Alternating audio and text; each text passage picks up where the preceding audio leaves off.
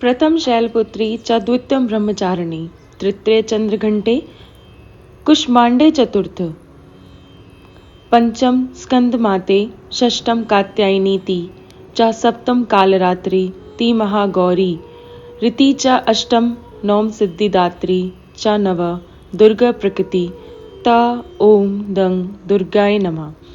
जय माता रानी। दोस्तों, आपके चैनल सनातन स्तुति सुनीता में आपका बहुत बहुत स्वागत है। माँ अम्बे की कृपा सदैव आप पर और आपके समस्त परिवार पर बनी रहे। दोस्तों, आज की वीडियो में मैं आपसे बात करने वाली हूँ आषाढ़ मास की गुप्त नवरात्रि के विषय में। आषाढ़ मास में गुप्त नवरात्रि आती है। जैसे कि आप सभी जानते हैं कि वर्ष भर में 4 नवरात्रि होते हैं, 2 गुप्त नवरात्रि, 2 प्रकट नवरात्रि। चैत्र मास की नवरात्रि और अश्विन मास की नवरात्रि को प्रकट नवरात्रि कहते हैं, जिसे तो सभी लोग जानते हैं। लेकिन गुप्त नवरात्रि माघ मास में, मतलब माघ मास के शुक्ल पक्ष में और आषाढ़ मास के शुक्ल पक्ष में आती हैं। इनको हम गुप्त नवरात्रि कहते हैं और इनके विषय में बहुत ज़्यादा लोगों को जानकारी नहीं होती। बहुत से लोग तो ऐसा समझते हैं कि गुप्त नवरात्र में तंत्र, मंत्र या फिर तांत्रिक क्रियाएं ही की जाती हैं, बल्कि ऐसा नहीं है। गुप्त नवरात्रि में भी आम जनमानस बिल्कुल उसी प्रकार से पूजा आराधना कर सकता है और नवरात्रि का कई गुना फल प्राप्त कर सकता है, क्योंकि शास्त्रों में कहा गया है कि प्रकट नवरात्रि से अधिक फल प्राप्त होता है गुप्त नवरात्रि में देवी की आराधना से। तो शक्ति की विशेष आराधना का समय होता है और गुप्त नवरात्रि का समय, जैसे कि हम प्रकट नवरात्रि में माँ दुर्गा के 9 स्वरूपों की आराधना करते हैं, गुप्त नवरात्रि में भी 9 स्वरूपों की आराधना करते हैं और इनके अलावा 10 महाविद्याओं की आराधना भी की जाती है। इन 10 महाविद्याओं की आराधना से समस्त प्रकार की सिद्धियां प्राप्त होती हैं, समस्त प्रकार की कामनाएं शीघ्र ही पूर्ण हो जाती हैं। ऐसा कहा जाता है कि अगर आप पूरी श्रद्धा से इन गुप्त नवरात्रों में माँ की आराधना कर लेते हैं तो नवरात्रि समाप्त होते होते आपकी कामना पूर्ण हो जाती है। लेकिन एक ही शर्त है इस नवरात्रि की कि आप अपनी कामना को गुप्त रखें। आप जिस भी मनोकामना से पूर्ण पूजा आराधना कर रहे हैं, जो भी मंत्र जप करते हैं, जिस भी विधि से माँ की आराधना कर रहे हैं, बस वो आपको किसी को नहीं बताना। बिल्कुल शांत मन से, एकाग्र मन से माँ की आराधना करनी है। माँ की पूजा में एकाग्र मन और गुप्त रूप से करने पर सभी प्रकार की सिद्धियां प्राप्त हो जाती हैं।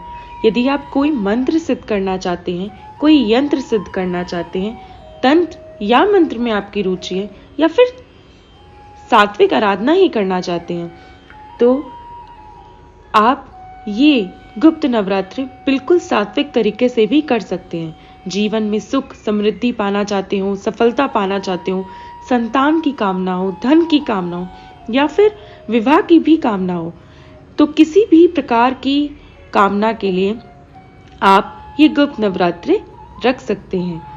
सारी विधि मैं आपको आने वाली वीडियो में बताऊंगी, लेकिन इस वीडियो में मैं आपसे शेयर करूंगी कि गुप्त नवरात्रि कब से प्रारंभ हो रही है और कब समाप्त हो रही है और कौन से दिन हमें किस देवी की आराधना करनी चाहिए। तो वीडियो अच्छी लगे तो लाइक ज़रूर कर दीजिएगा। आपके लाइक और कमेंट्स मेरे लिए एकमात्र जरिया है जिससे मुझे पता चलता है कि ये वीडियो आपके लिए उपयोगी थी और आपको अच्छी लगी। तो बात करेंगे तिथि के बारे में, लेकिन उससे पहले जान लेते हैं गुप्त नवरात्रों का महत्व। महाविद्या की पूजा किस प्रकार से की जाती है? देखिए, गुप्त नवरात्र में एक विशेष प्रक्रिया होती है जिससे कि हम शक्ति के सभी रंग की आराधना करते हैं, क्योंकि इस समय में शक्ति के सभी रंग प्रकट हो जाते हैं।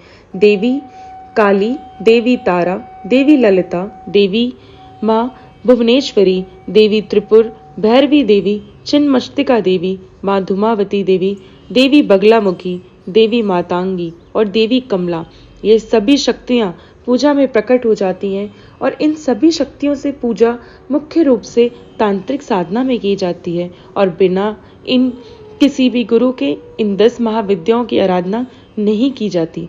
मतलब 10 महाविद्याओं की आराधना करने के लिए कोई गुरु होना चाहिए, जो स्वयं भी उस महाविद्या को, जो महाविद्या की आराधना करना चाहते हैं, उस महाविद्या की शक्ति में खुद ही पारंगत हो, विद्वान हो। आपको ऐसा गुरु चाहिए जो कि आपको 10 महाविद्याओं की पूजा बता सके।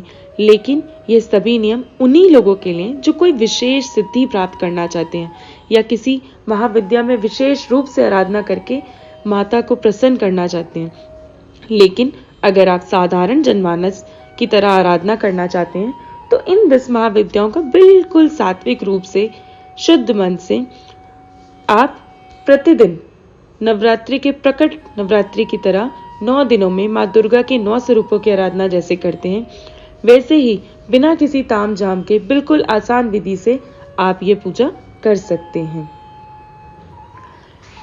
आप इस चैनल से जुड़े रहिए क्योंकि 10 महाविद्या के जो 10 रूप हैं, 10 स्वरूप हैं, माँ के प्रत्येक रूप में अपने आप में पूर्ण है और इसमें ब्रह्मांड की कार्य प्रणाली, उसके भीतर छिपे रहस्य शामिल हैं। महाविद्या सभी जीवित प्राणियों का पालन करती है और इन 10 महाविद्याओं को तांत्रिक साधना में बहुत शक्तिशाली माना गया है। अब साधारणतः तो ये देखा गया है कि पूजा की विधि बिल्कुल वही होती है जो कि हम आम तौर पर करते हैं। इसमें भी आपको पूजा करने के लिए सूर्योदय से पहले उठना है, स्नान आदि करके शुभ मुहूर्त का ध्यान रखते हुए पवित्र स्थान पर देवी की मूर्ति या चित्र को एक चौकी पर लाल रंग का कपड़ा बिछाकर स्थापित करना है। गंगा जल इत्यादि छिड़ककर उस स्थान को पवित्र करके माँ की आराधना प्रारंभ करनी है। गुप्त नवरात्रि में जो आराधना की जाती है, इसमें आप जब चाहें तो जौ भी बो सकते हैं और अखंड दीप भी जला सकते हैं, कलश स्थापना भी कर सकते हैं। लेकिन गुप्त रूप से मतलब है जब आप पूजा आराधना करें तो किसी को पता ना चले। तो प्रयास ये करें कि अगर आप पूजा स्थल जो बना रहे हैं किसी ऐसे स्थान पर हो, घर में भी किसी ऐसे स्थान पर हो जिस पे हर वक्त किसी की दृष्टि ना पड़े और आप बिल्कुल गुप्त रूप से सुबह शाम पूजा करते हुए साधारण विधि से माँ की पूजा कीजिए। मंत्रों का जाप अधिक से अधिक कीजिए क्योंकि जो नवरात्रि होती है मंत्र सिद्धि के लिए अत्यंत श्रेष्ठ मानी गई है। तो आपकी कामना के अनुसार आप मंत्रों का जाप कर सकते हैं, जैसे कि सुबह और शाम दीप जलाकर बैठकर माँ के पास, माँ के सामने अपनी प्रार्थना करके, मन की कामना करके मंत्रों का जप करिए। जरूरी नहीं है कि आप अखंड दीप प्रज्वलित करें या कलश स्थापना पूरी तरह करें, आपकी इच्छा पर यह निर्भर करता है। आप बिल्कुल साधारण विधि से पूजा कर सकते हैं जो कि बिल्कुल गुप्त रहकर और सभी प्रकार की कामनाओं की सिद्धि करने वाला होता है। और जो भक्त 10 महाविद्याओं की आराधना नहीं करना चाहते, वह माँ दुर्गा के 9 स्वरूपों जो कि हम प्रकट नवरात्रि में करते हैं, पहले दिन से लेकर 9 दिनों तक उसी प्रकार से माँ दुर्गा के 9 स्वरूपों की आराधना इस नवरात्रि में आप कर सकते हैं। आषाढ़ मास की नवरात्रि कब से प्रारंभ हो रही है, कब समाप्त हुई? देखिए, आषाढ़ मास की नवरात्रि 6 जुलाई को प्रारंभ होगा और 6 जुलाई को शनिवार है, तो शनिवार के दिन से ये प्रारंभ होकर 15 जुलाई यानी कि सोमवार के दिन समाप्त होगी। और इस बार गुप्त नवरात्रि 9 दिन की नहीं बल्कि 10 दिनों की होगी। ऐसा चतुर्तिथि की वृद्धि होने के कारण हो रहा है कि 10 दिनों की नवरात्रि होगी, यानी कि 10 महाविद्याओं की पूजा, हर रोज आप एक एक महाविद्या की पूजा कर सकते हैं और फिर माँ के 9 स्वरूपों की आराधना इन दिनों में आप कर सकते हैं। जैसे कि भक्तों के कई प्रश्न आते हैं कि क्या गुप्त नवरात्रि में व्रत धारण कर सकते हैं, तो इसके विषय में मैं आगे जानकारी देती हूँ।